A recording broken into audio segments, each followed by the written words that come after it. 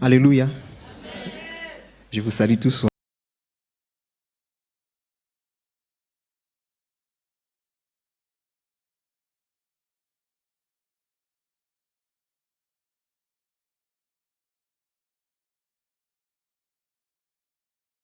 Mweni, c'est le nom des familles.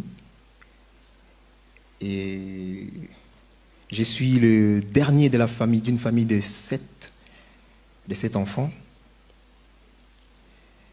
Aujourd'hui, je suis père des 5 enfants, grâce à Dieu.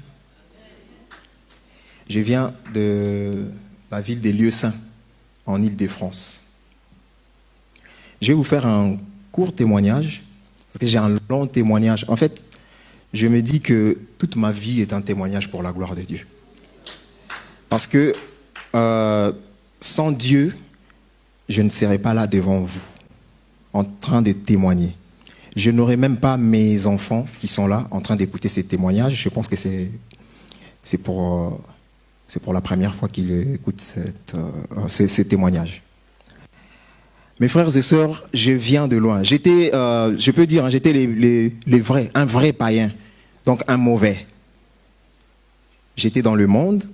J'ai grandi dans cette famille de 7 enfants, à Kinshasa, capitale de la République démocratique du Congo, en Afrique centrale. J'ai grandi dans une commune un peu influente de Kinshasa, la commune des Bandal, là où est sorti presque plusieurs stars du pays. Alors dans la commune de Bandal, j'étais un garçon, le dernier de la famille, cajolé dans la famille. J'avais vraiment l'amour de mes parents. Et on avait, comment dire, c'était une famille modeste. Arrivé un moment, je cherchais comment faire pour réussir ma vie, comme ça se passe dans la vie de tous les garçons qui grandissent et tout. Alors, nous avions à l'époque un grand groupe du pays, là où je vous ai dit qu'il y a des stars. C'était un grand groupe. En fait, nous, en tant que jeunes, et j'étais païen, j'étais vraiment dans le monde, on regardait ces groupes-là. Pour nous, ils étaient comme des modèles. Donc, c'était nos grands frères. Arrivé à un moment, comme Dieu, par son amour, moi, je ne le savais pas, il avait déposé un don en moi. Ce don-là, c'est le don de la musique. J'ai appris à jouer la guitare miraculeusement. En fait, mon grand frère qui avait une guitare, qui n'était même pas guitariste, il avait une guitare à la maison comme ça. Et moi, le jour que j'ai vu une guitare à la maison, c'était pour ma première fois de voir une guitare. Je me disais, mais c'est quoi ce bois? Et puis qui sort des sons comme ça. Je voulais découvrir en fait. Et mon grand frère m'a appris 3 accords. Pour les gens qui connaissent un peu la musique, hein, parce que peut-être qu'il y aura des mots qui seront un peu techniques. 3 accords, c'est-à-dire, j'ai pris seulement les 3 accords là. Quand j'ai commencé à développer, je me suis rendu compte après que j'ai joué même plus que la personne qui m'avait appris ces 3 accords. Donc j'ai béni Dieu pour ça, parce que c'est un don qu'il a déposé en moi. Et donc, quand j'étais jeune, avec ce que je faisais, avec ma guitare, la musique, j'ai cherché à perfectionner la musique et tout. Ce grand groupe, là où il y avait nos modèles à nous, ce groupe-là a été séparé. Donc, après la séparation de ce groupe, il y avait un autre groupe qui était venu en Europe, ici, et l'autre groupe qui était resté à Kinshasa. Alors, ce groupe-là qui était resté à Kinshasa, c'était un groupe faible, hein, c'était 3 personnes. Imaginez un groupe de 20 personnes, et il y a, par exemple, 16 ou 17 personnes qui sont parties. Et le 3, là, c'était un petit peu comme des malheureux. Voilà. Et ce groupe-là sont passés au recrutement. J'étais surpris de voir qu'on était venu me chercher à la maison. J'étais à la maison de mon père et de ma mère, en train de chercher la vie comme tout jeune garçon sorti d'une famille assez modeste. Et je vois le grand frère du quartier entrer à la maison pour me dire, on a a besoin de toi dans ces groupes-là, parce que regarde ta famille, comment elle est, regarde toi-même, tu n'as même rien, des fois tu n'as rien à manger, même rien pour t'habiller et tout, mais réfléchis, hein, réfléchis à la vie et tout, donc viens, on part. Et c'est comme ça que je suis parti. Je serai vraiment court. C'est comme ça que je suis parti dans ces groupes-là. Alors qu'est-ce qui se passe dans ces groupes? Nous avons développé ces groupes, et c'était un groupe qui était soutenu par plusieurs, entre guillemets, par plusieurs hommes, par plusieurs prêtres aussi, pour bien dire les choses. Ça, je fais court. Si le Seigneur permet, je ferai un témoignage un peu plus long en détail pour les gens qui seront intéressés, bien sûr. Et donc,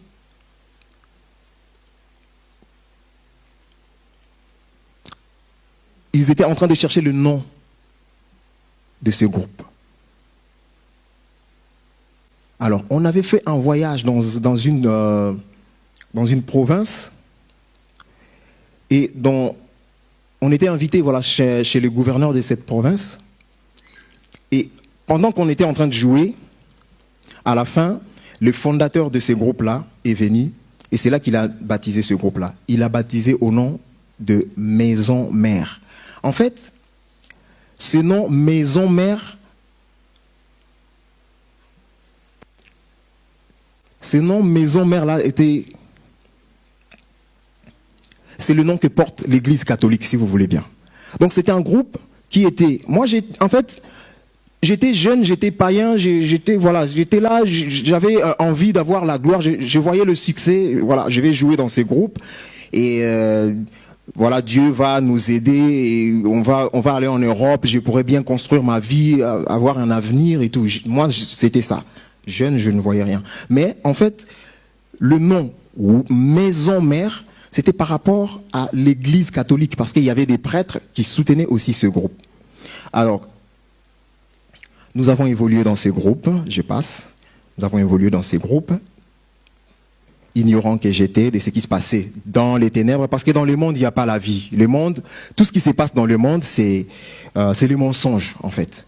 La gloire du monde, la joie que le monde donne, c'est du faux. Je vous assure, c'est du faux. Parce que j'étais à fond dans la joie, je pensais que je prospérais, je pensais que j'étais bien, j'étais dans la paix, succès.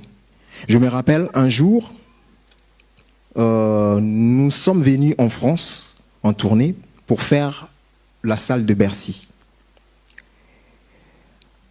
Pour jouer à Bercy, l'affiche qu'on avait fait, j'étais juste surpris de voir qu'on m'a apporté le soutane, une soutane noire, voilà, le soutane des prêtres en fait, si vous voulez. C'était vraiment, en fait j'ai pris la photo mais je ne voyais pas la grandeur. Mais le jour où l'affiche est sortie, c'est là que je me suis rendu compte que j'ai été présenté comme un prêtre en fait. Donc nous avons joué à Bercy, mais c'était comme des prêtres qui viennent jouer. En fait, ça, je l'ai compris après que le Seigneur m'a délivré. Parce que je ne suis plus païen, le Seigneur m'a délivré. Le Seigneur a transformé ma vie. Et ce témoignage, il a permis que vous puissiez l'entendre. Moi, votre frère, je ne sais rien, mais le Seigneur, il sait ce qu'il veut faire dans la vie de chaque personne qui écoute ces témoignages. Moi, je ne fais que transmettre. Parce que même ces témoignages-là, l'ennemi n'avait pas voulu que ces témoignages soient libérés. Pourquoi?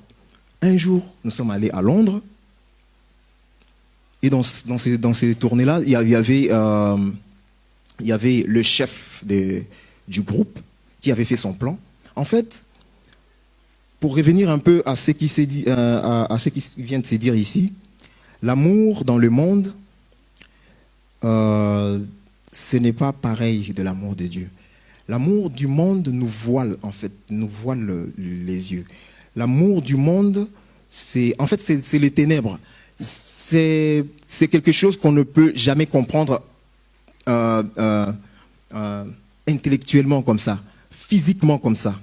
Parce que je savais que j'étais vraiment dans l'amour, j'étais aimé dans ce groupe, j'étais le directeur artistique, j'étais les guitaristes les plus aimés.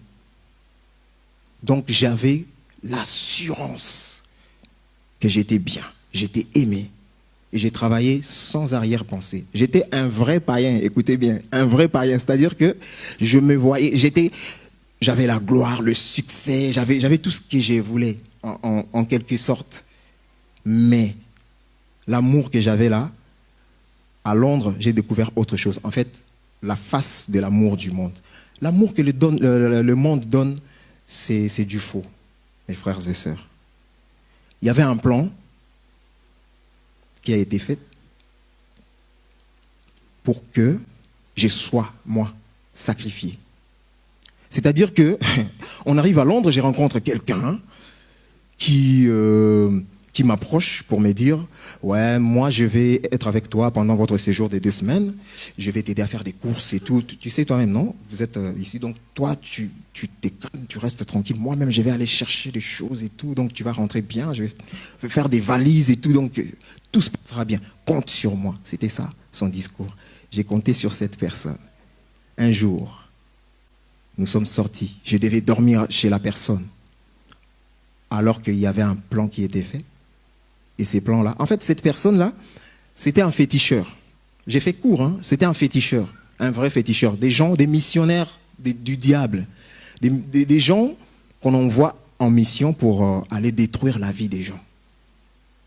Et ces messieurs-là m'ont emmené chez lui pour que je reste là-bas. Et ils avaient prévu de faire leur cérémonie. Je ne sais de quoi. Mais une chose j'aimerais bien souligner, c'est que, comme les dit, hein, presque tout, même les païens dans le monde, ils le disent. Moi, je suis né dans une famille chrétienne. Par tradition, je suis chrétien.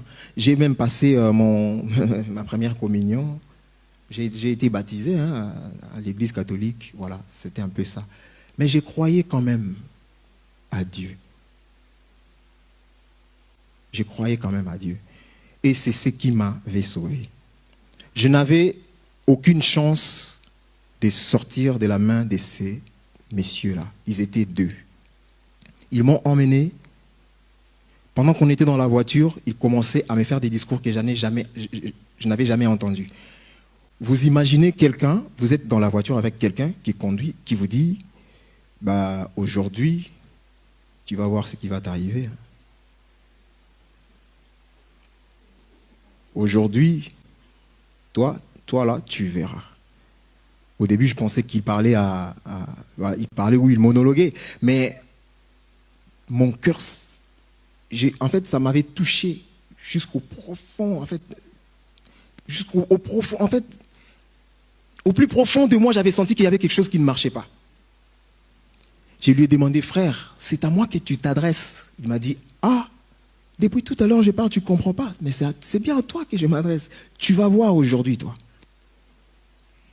Et ces messieurs-là, quand il m'a dit ça, j'avais tellement peur, j'étais tellement déstabilisé. J'avais dit seulement un mot. J'ai dit, j'avais tellement peur. Je ne savais pas quoi dire. J'ai dit seulement, bon, Dieu seulement sait. Mes frères et sœurs, c'est seulement cette parole-là qui m'a sauvé. En fait, Dieu s'est levé. Quand j'ai prononcé le nom de Dieu, c'est ce que j'ai compris. Dieu s'est levé à partir de ces moments-là. J'ai dit à ces messieurs, s'il te plaît, comme nous ne sommes pas encore arrivés chez toi, tu peux faire demi-tour pour me ramener à la maison, s'il te plaît. Il m'a dit, quoi? Moi qui conduis, tu me dis de faire demi-tour? Toi, tu vas voir aujourd'hui. Bon, il m'a amené par force. Arrivé chez lui, il y avait ces féticheurs, l'autre féticheur qui était là avec lui. Donc, voilà, leur plan était de m'enlever la vie. Alors que je n'avais rien fait. Moi qui étais le chouchou du groupe. J'étais aimé. En fait, ce que je voyais, je n'avais fait rien du mal. J'ai joué la guitare, ils étaient contents. Ils me disaient, mais non, Seigneur, mais qu'est-ce que j'ai fait à ces messieurs? En fait, c'est ça l'amour du monde. On est déçus. Je ne pouvais pas sortir. Donc Dieu m'a délivré parce que j'avais prononcé son nom. Juste parce que j'avais cité le nom de Dieu. Mes frères et sœurs, j'ai quitté l'endroit où j'étais avec ces messieurs-là. En fait, ils voulaient me faire entrer dans la maison. Quand je voulais entrer, en fait,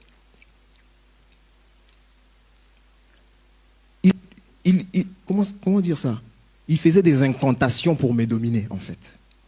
Quand j'avais cité le nom de Dieu, c'est comme si je me suis réveillé. Donc j'avais compris là où je me trouvais, dans les mains de ces gens, voilà, de ces gens du monde des ténèbres.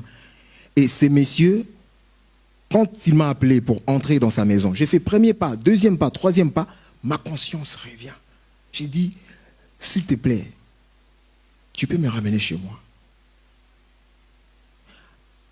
Comme j'insistais, son autre ami là, il a dit, en fait, il s'est désespéré. Hein. Il a dit, ben, ça fait longtemps qu'on se bat pour l'emmener dans la maison, et là, on doit faire vite parce que moi j'ai autre chose à faire, j'ai pas que ça à faire. Il commence à parler à son autre ami.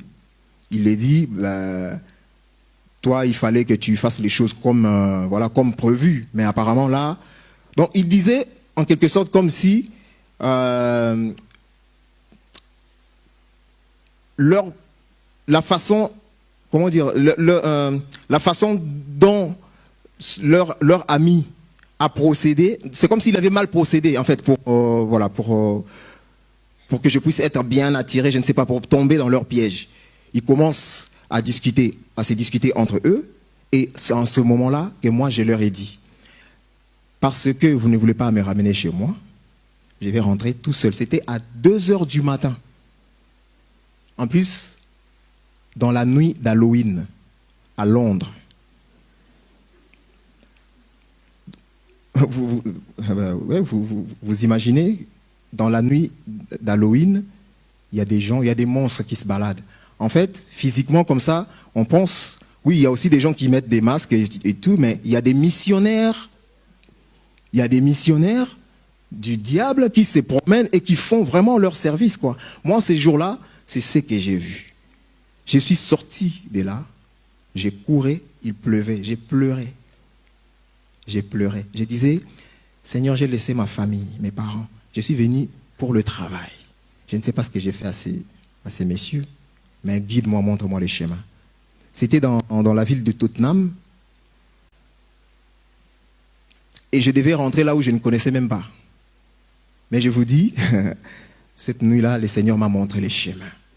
Je suis rentré jusque là où j'habitais. J'appelais même le propriétaire de la maison. Son téléphone ne marchait pas, rien ne marchait. J'étais coupé de tout réseau. Je ne pouvais contacter personne. Sur mon répertoire, j'avais des numéros des amis. J'avais des numéros des amis. Je les appelais, personne ne décrochait. Et arrivé à la maison, je sonne à la porte. Il y a le propriétaire de la maison qui sort et qui me dit, ben, mon téléphone était déchargé, on n'avait plus d'électricité. Parce qu'à Londres, on achète l'électricité. Donc, on n'avait pas acheté l'électricité et tout. Donc, je ne pouvais pas. Tu m'as appelé. Je lui ai dit, bon, c'est pas grave. Je vais aller dormir. Donc, bref, le Seigneur m'a délivré de la mort. Ce ne sont pas les morts qui célèbrent l'Éternel.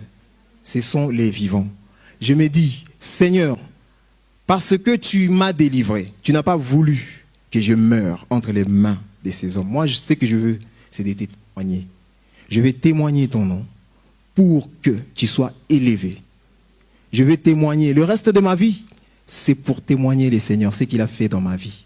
L'amour qu'on voit dans le monde, c'est du faux. C'est du faux. Et le Seigneur m'a fait sortir du monde par sa puissance, parce que moi-même, je ne pouvais pas. Aujourd'hui, je suis là devant vous, je tremble même. Que le Seigneur soit glorifié simplement.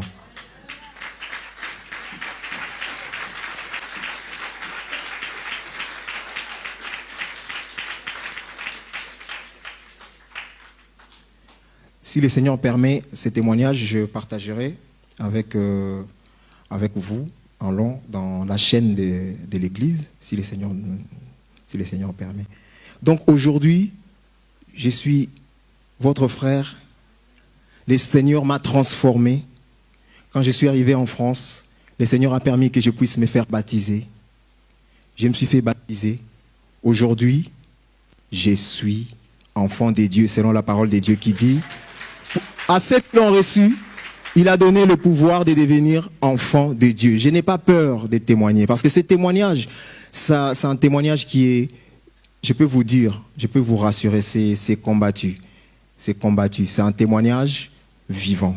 C'est un témoignage que quand je le prononce, il y a tellement des amis proches, mes ex-collègues, qui sont là. Ils sont en vie et ils sont en action. Donc, c'est-à-dire qu'on s'est séparés. Pour témoigner, il faut avoir ce courage-là. Et moi-même, je n'ai pas ce courage-là. Mais les Saint-Esprit de Dieu, comme dit la Bible, hein, ils n'ont pas aimé leur vie jusqu'à craindre la mort. C'est ça la parole que le Seigneur m'a donnée. Il m'a dit, ils l'ont vaincu à cause du sang de l'agneau et à cause de la parole de leur témoignage. Et c'est ce que moi je ferai pour la gloire du Seigneur, pour que le Seigneur soit glorifié à jamais. Voilà, que Dieu vous bénisse.